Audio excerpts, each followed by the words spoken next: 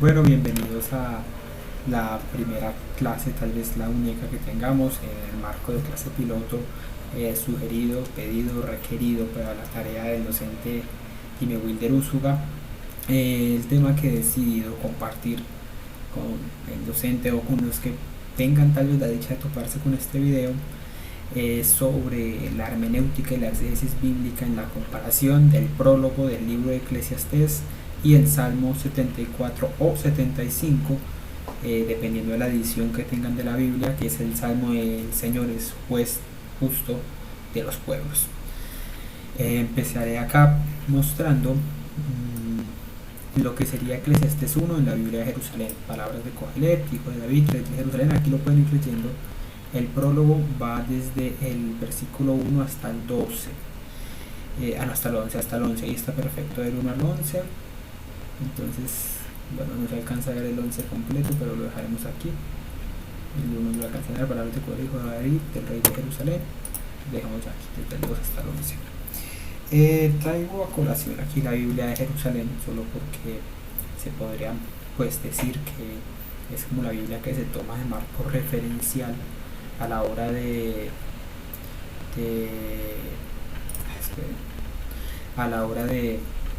llevar a cabo una lectura o un estudio bíblico. Pero yo tengo acá la Biblia Vulgata, la Biblia Latina, la Biblia de San Jerónimo de Jerusalén, y tengo una traducción autónoma que yo mismo le hice gracias a conocimientos adquiridos de la misma. O sea, la Biblia Vulgata es Biblia Ecclesiastae, Fili David, Regis Jerusalem, Vanitas Vanitatum, Dixit Ecclesiastes, Vanitas Vanitatum in Mominat Vanitas, cui David amplit somo, de universo labore suo quo laborat sub sole, generatio praterite de generatio advenit, terra autem in autorium estat, oriutum sole doxit, et ad locum sum revertitur, ibique renans, gairat per meridiatim et flectitur ad aquilonem, lustrans universam in circuiti pergit spiritus, et in circulo sub revertitur omnians flumina, omniam flumina intra in mare, et mare non redundat, et locet del mare, et mare non redundat ad locum undexent flumina, reventerunt ut interfluante. Muy interesante la poesía. Ahorita voy a compartirles en español, pero muy interesante. Me recuerda un poco también como a la poesía japonesa, que exalta tanto las cosas pequeñas que no vemos en la naturaleza. Cumtae rex difficiles non potest et homo explicare sermone non saturus oculus visi nec auris audiutum impletur, qui est quod fuit ipsum quod futurum est, quid est quod factum est, ipsum quod facientet est, nihil sub sole novum. Esa frase ya la había dicho anteriormente, ya la mencioné. Lo que pasa es que es una parte implementada de esta edición de la Biblia que pues cumple como partes de subtítulos de distintas partes de los capítulos que se van viendo dentro del libro. Nihil sub sole novum, nec valet quisquam dicere, exe hoc rexen est. Hiam enim pracedet in sacolum quo furum ante nos, non et spiritum memoria, sed nec eurum quidem quae postae futura sunt, erit recordatio apud, eos qui futuri sunt in novissimo. Esa última parte, si nos damos cuenta, ese último, el versículo 11, no hay recuerdo de los antiguos, como tampoco de los venideros, que hará memoria en los que después vendrán. Pero esa parte, erit recordatio apud eos qui futuri sunt in novissimo, no se incluye en la traducción de la... Aquí tengo un cuaderno que yo tengo donde anoto mis traducciones, ¿sí? Del español al latín, del latín al español. Me equivoco, también tengo el español al latín, pero no es el caso. Del español al latín, y les quiero leer bien esa última parte, y también después comentarles cómo termina este libro, que es importante para hacer la exégesis después con el Salmo 74 o 75, desde el punto de referencia que lo veamos. Y es que en este salmo digo, en esta lectura, esta última parte que vemos, hay de novissimo, como decimos, erit recordatio apud esque futurum sunt in novissimo. Ese novissimo está en superlativo, hacia lo más, ¿sí? Erit recordatio será recordado apud esque futuri sunt in novissimo. Esto tiene tres, la literal sería: no es memoria antepasados, no des plurum memoria, sed nec eram quidem qua potesta futura sunt, pero ni esta es ciertamente la que después los futuros son, ¿sí? Que eso ya después eso se adapta, porque eso, como está en latín, no aplicaría en el mismo juego sintáctico, en la misma gramática nuestra. El recordatio apud esque futurus sunt in novissimo, será recordado junto al aura el que del futuro es en nuevísimo, pero ese nuevísimo está en ablativo, ese in está en acusativo, y eso significa que es en dirección. O sea, ese en no es en posición, estoy en nuevísimo, no, estoy en dirección al nuevísimo. Entonces pues terminaría adaptando esta frase a: será recuerdo santo, porque ese aurora, recordemos que dice en la traducción total sería recordado junto a la aurora. Adaptado se podría decir: será recuerdo santo el que va en dirección al futuro más nuevo. No aparece, esto no es aquí un intento de decir que la Biblia de Jerusalén no es válida, es muy válida. De hecho, ellos tendrán motivos más válidos para no incluir eso que para incluirlo, sabiendo que esta es una Biblia que es retomada hebreo, latín, castellano. ¿Sí? Es una Biblia con mucha tradición, incluso es hebreo, latín, francés, castellano. Mi Biblia simplemente es una Biblia, pues yo tengo la Biblia en latín, pero no tengo ese mismo alcance en el campo de la traducción. Pero es interesante esta última frase, in novissimo, en lo más nuevo, relacionarlo con lo que es en sí el texto de Cogelet, ¿sí? El texto de Eclesiastés, que es un texto que en el campo histórico se genera como un libro sapiensal ya cuando se encuentra reconstruyéndose el templo de Jerusalén. Aquí voy a introducir y que voy a tomar parte de unos estudios preliminares de ciertos textos sapiensales que hay en una versión de una de las Biblias de las Américas, cuando se habla de los salmos. Y es que bien se dice que los salmos son, pues, ciertos salmos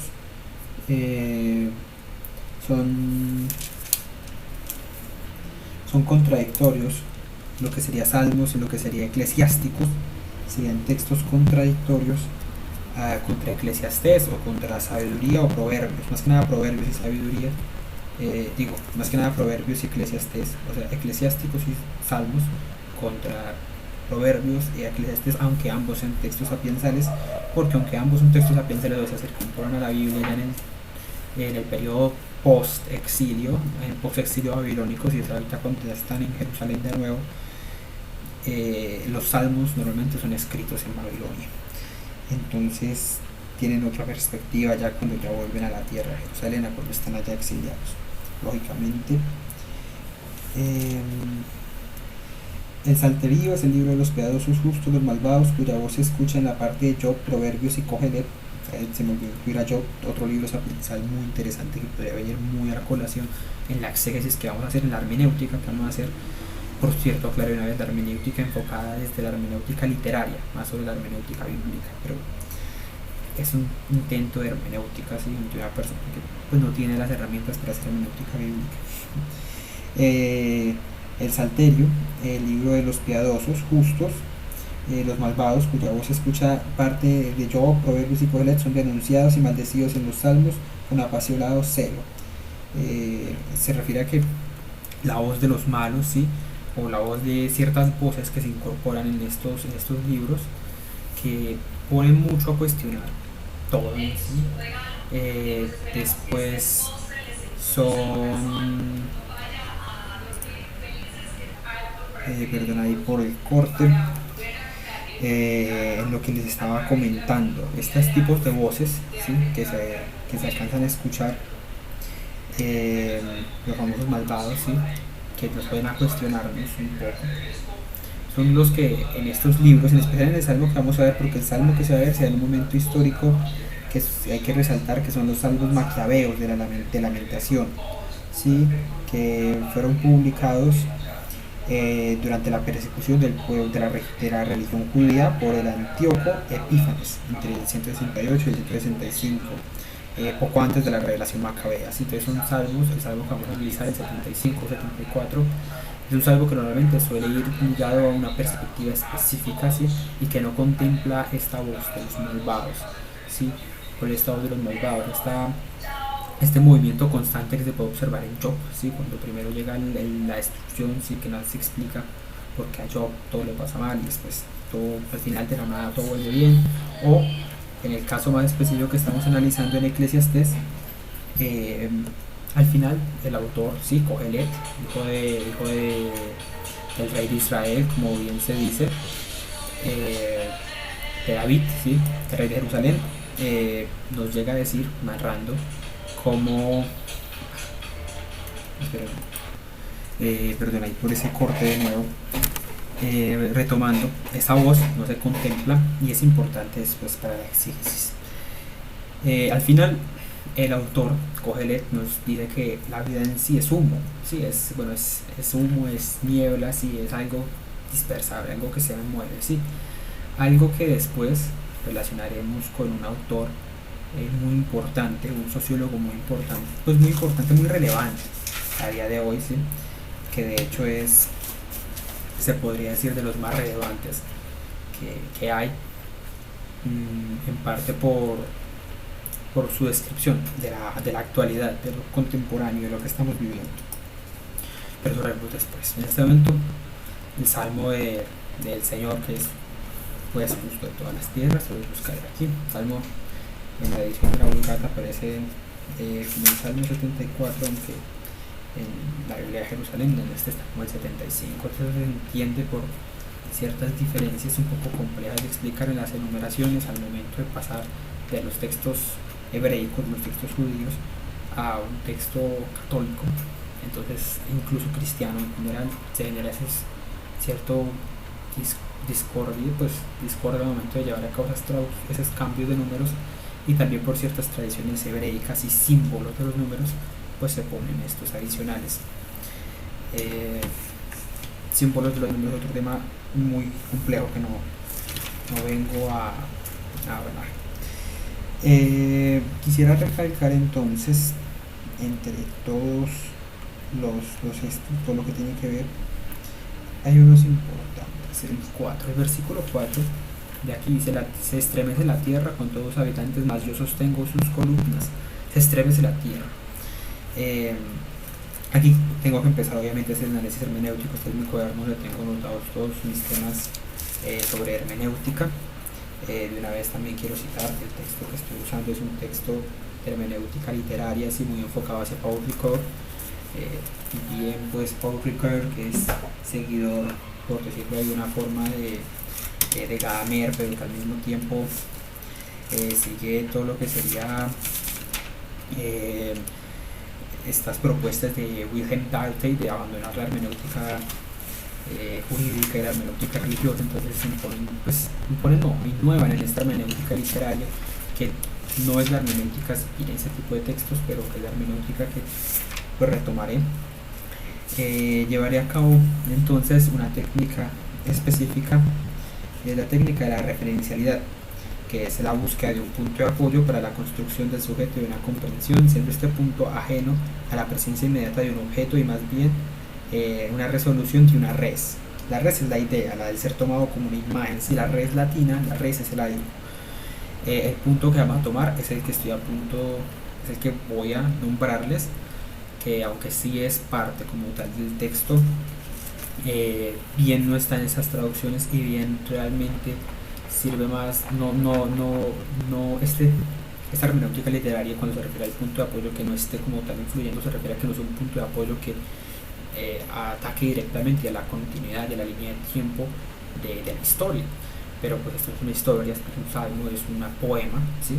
Y en este tipo de poemas pues se puede tener cierta flexibilidad a la hora de llevar a cabo estas referencialidades, estos puntos de apoyo. Como estaba volviendo en el 4, estremece la tierra con todos sus habitantes, mas yo sostengo su columna. Les voy a leer en latín, ¿sí?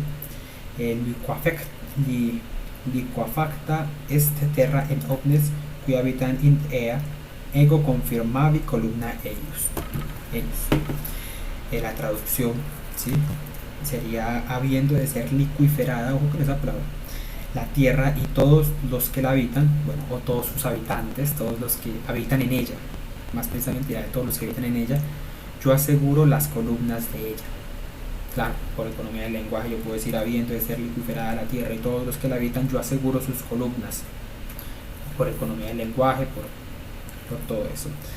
Y es muy importante la diferencia, y el punto de apoyo que va a tomar es liqueferar sobre estremecer, porque liqueferar es una palabra que lo más probable es que no se incluya porque ya está en desuso.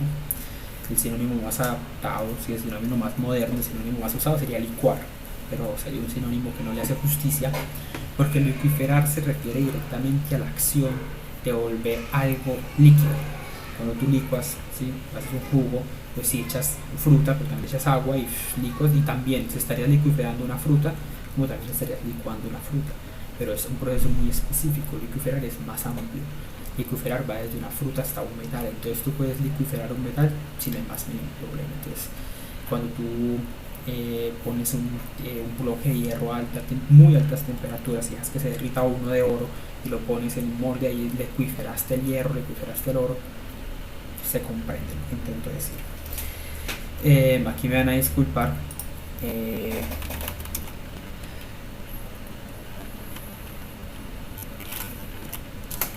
No tenía buscado un personaje específico, pero mi punto de apoyo va hacia la hermenéutica, hacia la exégesis de la relación de este buen hombre. ¿Sí? Este buen hombre, Zygmunt Bauman, sociólogo, ya fallecido sociólogo, pero muy interesante todo lo que nos plantea. ¿Sí? La sociedad líquida. Nunca más en claro este término. De ahí el punto de apoyo, la referencialidad del recurso. ¿Sí? Cuando para el recurso, entonces lo funcional sería la creación de esta imagen, ¿sí? Que en este caso es lo líquido del mundo, ¿sí? Que toma Bauman en este caso. Mira que Bauman no interfiere directamente en la Biblia, por eso es que también esta imagen, que se crea desde cero en parte, es válida. Va dándole se le va dando categorías en orden a la referencialidad. La primera categoría sería la actualidad, ¿sí? La contemporaneidad de este salmo a día de hoy. ¿Sí? Claro, Bauman nos habla de una sociedad líquida, aquí se nos está hablando de una sociedad liqueferada. Y esto también hace referencia a Eclesiastés, la sociedad de humo, la sociedad que, si bien el líquido y el gas no es lo mismo, ambos no son sólidos y ambos se diferencian del sólido porque su estructura molecular, sus moléculas están tan separadas que son versátiles. ¿Sí? El humo incluso más versátil que el líquido, porque el líquido al menos está ahí, lo puedes mantener, el humo está ahí, de la nada no está. En parte en ese sentido Cogelet, sí, que Eclesiastés es la traducción latina de la palabra del nombre Cogelet sería más radical en este tema incluso que el propio Bauman, pero bueno, se retoma el epogeo, la idea de ficcionalidad histórica y la referencialidad como punto de apoyo en el pasado, producto de ficción y pasado de la unión. Bueno, entonces aquí se retoma una idea de Ricoeur, que es de toda ficción a historia, ¿sí?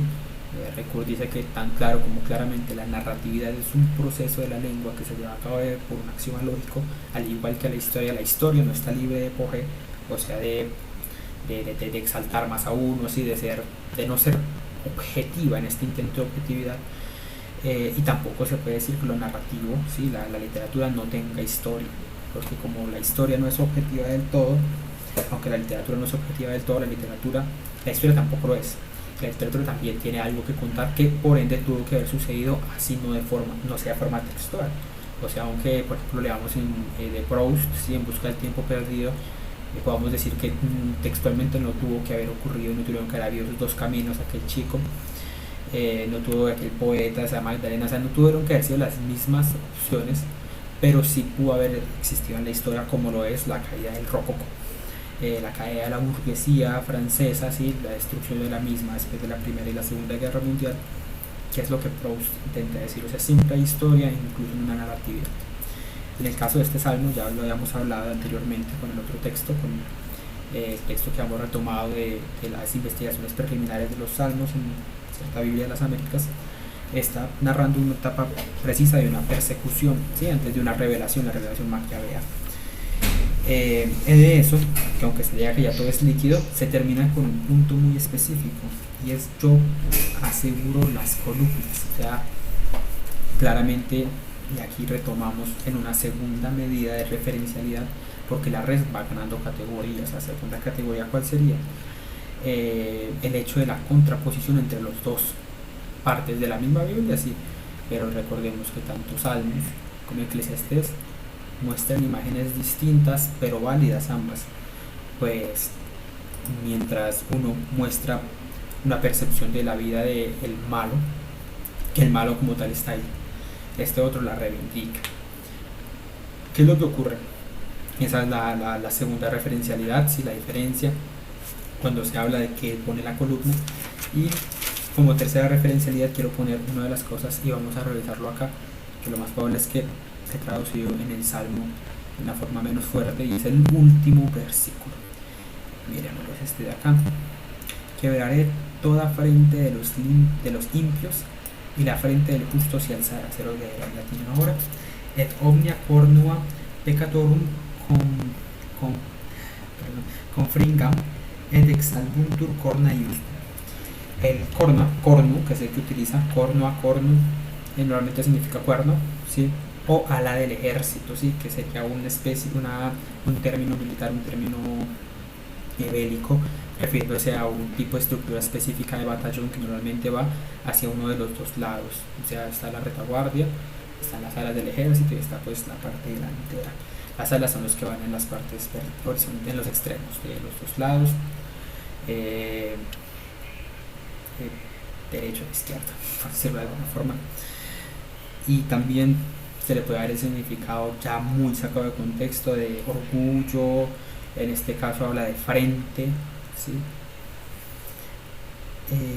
Yo retomando lo de su definición de lo de los ejércitos, ¿sí? Lo retomo entonces como violencia, ¿sí? Las violencias. Y entonces la traducción, que será una traducción que lo más probable, pienso yo, sería la tercera referencialidad con tintes de historicidad, de rigor, ¿sí? Eso ya es un término hermenéutico que ha entrado por otra forma. Y es que en esta 11 sería: y rompa todas las violencias de los pecadores y serán elevadas las violencias justas. Es lo que traduce, ¿sí? Que es una traducción muy, que si no se tiene en cuenta el contexto, si las referencialidades anteriores, ¿sí? Cuando se habla de que el Salmo está rechazando a Kohelet, si está rechazando a estos injustos, a este intento de líquido, a este Bauman, el Señor pone la columna y el Señor exalta a los de la columna y manda a volar esa agua, manda a volar ese gas, ese humo. Claramente a simple vista no se puede contemplar eso, y pues se podría llegar a malinterpretar y pensar pues que este salmo estaría propiciando la idea de justificar una violencia santa, por decirlo de alguna forma, que es lo que ocurrió en la Edad Media. De hecho, para los que conozcan el Salmo de la Inquisición, está el logo está ahí.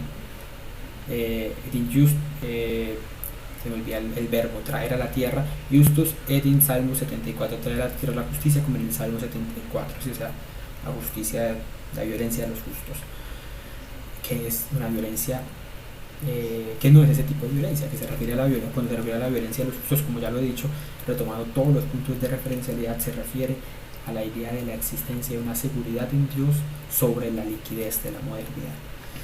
Pues eso sería como la clase piloto, se podría decir, de hermenéutica bíblica, lingüística, hermenéutica, pues una hermenéutica literaria enfocada en una traducción lingüística, todo muy rudimentario, muy mío, muy de lo que yo mismo he extraído sin utilizar autores o textos académicos. Pero esta sería la primera obra piloto, la obra que el docente espero que la vea hasta el final. Pues, Jimmy, si la estás viendo hasta acá, muchas gracias, espero que hayas aprendido algo nuevo. Se la puedes pasar a Marquitos si quieres, a Iván, no tengo mucho problema, pero luego por los cortes que tuve que hacer, y espero que se suba bien.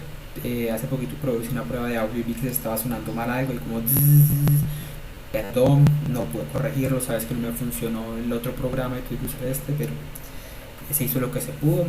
Muchas gracias si llegaste hasta el final. Hasta luego, profe.